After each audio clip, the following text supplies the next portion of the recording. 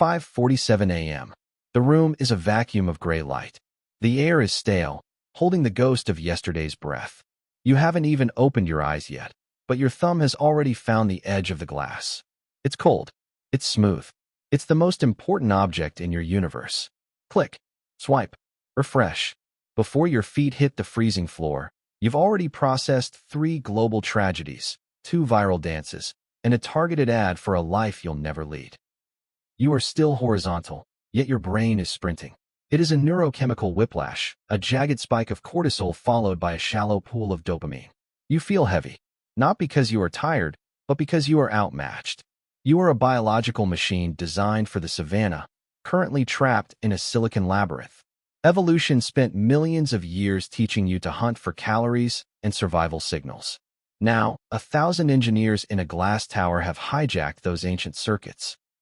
They've turned your survival instinct into a slot machine. You aren't lazy. You aren't weak. You are simply a 10,000-year-old brain fighting a war against a supercomputer that knows your weaknesses better than you do. You are losing a fight you didn't even know you were in. The weight of the phone in your hand isn't ounces. It's tons. It is the weight of 1 billion stolen seconds. The day hasn't even begun, and you are already hollow. You are the passenger in a vehicle you used to pilot. You are the residue of a human being. Imagine your mind is not a cloud of thoughts, but a massive, subterranean clockwork factory. Deep beneath the surface, miles of copper pipes and iron gears hum in a delicate, rhythmic synchronization. This is your baseline. It is the steady, quiet thrum of a machine that knows exactly how much pressure it can handle. It is the equilibrium that allows you to feel calm, focused, and human. In this factory, there is a central lever. This is the dopamine valve. In a natural world, the valve opens slowly. A completed task, a shared meal, a sunset. The factory receives a controlled burst of steam, the gears turn a little faster, and then they settle back into their resting rhythm. The machine stays cool. The integrity of the iron is preserved. But you have introduced a high-pressure bypass. When you scroll, you are slamming that valve wide open. You aren't just letting in steam. You are injecting raw, superheated liquid fire directly into the pipes. The gears scream. The copper glows white-hot. For a few seconds, the factory feels powerful. It feels alive with a frantic, artificial energy. This is the spike. But physics is indifferent to your desires. The factory cannot sustain this pressure. To prevent a total meltdown, the internal governors, your receptors, begin to shut down. They become desensitized. They go numb. The spike subsides, but the valve is now jammed. The gears that used to turn freely at baseline now require a massive explosion just to nudge them an inch. The quiet hum is gone. In its place is a hollow, grinding silence. Your prefrontal cortex and your amygdala are 2 workers in the control room. The cortex is the architect, trying to look at the blueprints, trying to plan for the winter. But the amygdala is the saboteur, screaming that the pressure is dropping, demanding another injection of fire, terrified of the cold. They are no longer working together. They are fighting over the lever while the factory falls into disrepair. You aren't bored because there's nothing to do. You are bored because you've burned out the machinery required to feel interest. You have traded the steady power of the engine for the flickering light of a short circuit. The factory is cooling. The pipes are cracking. And the architect is losing his voice in the dark. The tragedy of the cooling factory is that it isn't an accident. It's a business model. You aren't just fighting your own biology. You are fighting a heist. There is a predator in the room with you, but it doesn't have teeth. It has algorithms. It has psychological profiles. It has your undivided attention, and it is harvesting it like a raw mineral. Think back to the mid-20th century. A psychologist named B.F. Skinner placed a pigeon in a box. The box had a simple lever. If the pigeon pressed the lever and received a pellet of food every single time, it eventually got full and stopped. It was satisfied. The factory was balanced. But Skinner changed the rules. He made the reward random. Sometimes the lever gave a pellet. Sometimes it gave nothing. This is variable ratio reinforcement. The result was chilling. The pigeon didn't stop. It became obsessed. It pecked at the lever until its beak was raw. It ignored its own physical decline. It ignored the world outside the box. It became a biological slave to the possibility of a reward. Your smartphone is Skinner's box, and you are the pigeon. Every pull to refresh is a slot machine handle. Every notification is a bell. The red icons aren't just colors. They are neurological triggers designed to mimic the sight of ripe fruit or the blood of a kill. The engineers didn't build these interfaces to be useful. They built them to be sticky. They call it engagement. A better word is captivity. They have analyzed the exact millisecond of delay that creates the most anxiety. They have mapped the precise shade of blue that keeps you from feeling the passage of time.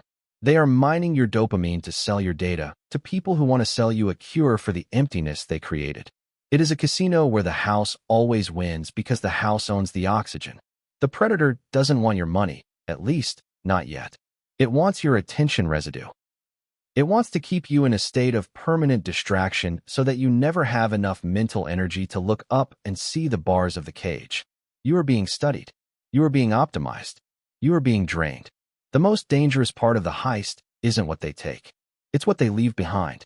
They leave you with a brain that can no longer tolerate a sunset. They leave you with a mind that is terrified of a quiet room. They have turned the pilot into a passenger.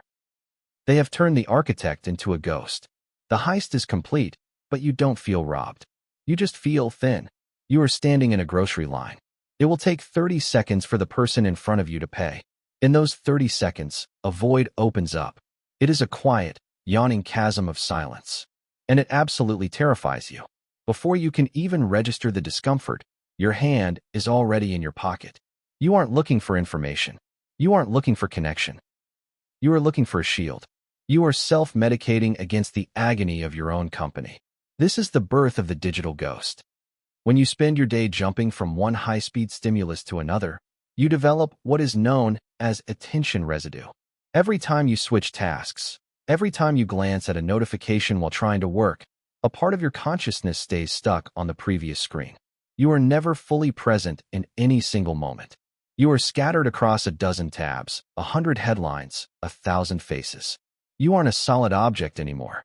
You are a mist. You feel it in the evening. You sit on the couch, the TV is on, your phone is in your hand, and your laptop is open. You are consuming everything and feeling nothing. You are haunted by phantom vibration syndrome, the physical sensation of a notification that never arrived. Your leg twitches. Your brain is begging for a ghost to pull the lever. The cost of cheap dopamine is the loss of your interiority. When you lose the ability to sit in silence, you lose the ability to think. When you lose the ability to think, you lose the ability to choose. The silence isn't empty. It's where the architect lives. It's where your original ideas are born. It's where your self actually resides. But the predator has taught you to fear that silence. It has convinced you that being alone with your thoughts is a bug, not a feature. You have become a hollow vessel, waiting to be filled by the next viral outrage or the next trivial trend. You are the residue of a human being, drifting through a life you no longer own. You have a pulse, but you don't have a presence. The ghost is haunting the machine, but the pilot is nowhere to be found. The haunting stops here. The ghost is not your destiny. It is a symptom of a broken environment. It is time to initiate the shift. To reclaim the factory, you must do the one thing the predator cannot tolerate. You must introduce friction. You must deliberately choose the difficult path, not because you are a masochist, but because friction is the only thing that sharpens the blade of the soul. We begin with the 24-hour reset. A total blackout. Hour 4, the itch. Your brain will scream. Your thumb will twitch toward your pocket like a phantom limb. This is the detox. This is the superheated liquid fire cooling down in the pipes. Let it itch. Hour 12, the boredom. The world will feel gray. You will feel a profound sense of missing out. This is the silence returning to the factory. This is the architect waking up in a room that hasn't been cleaned in years. Do not run from the boredom.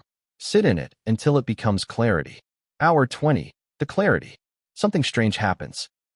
The gears begin to move without the fire. You notice the way the light hits the wall. You hear the rhythm of your own breathing. The attention residue has finally washed away. You are no longer a mist. You are a solid object. The shift is not a one-time event. It is an architecture. You must build the vault. For 90 minutes every morning, the world does not exist. No glass. No blue light. No pigeon levers. This is the time for the architect to work on the blueprints of your life. If you cannot give yourself 90 minutes, you do not own your life. You are merely renting it from a corporation. This is the high-friction life. It is harder. It is quieter. It is lonelier. But in that loneliness, you find the pilot. You find the version of yourself that can look at a sunset without needing to capture it. You find the version of yourself that can stand in a grocery line and simply be alive. The predator wants you reactive. The shift makes you proactive. The predator wants you hollow. The architecture makes you solid. You are not a digital ghost. You are the architect. It is time to reclaim the lever. It is time to restart the engine. If you are ready to stop being the residue and start being the pilot, leave a mark. Comment. Reclaimed.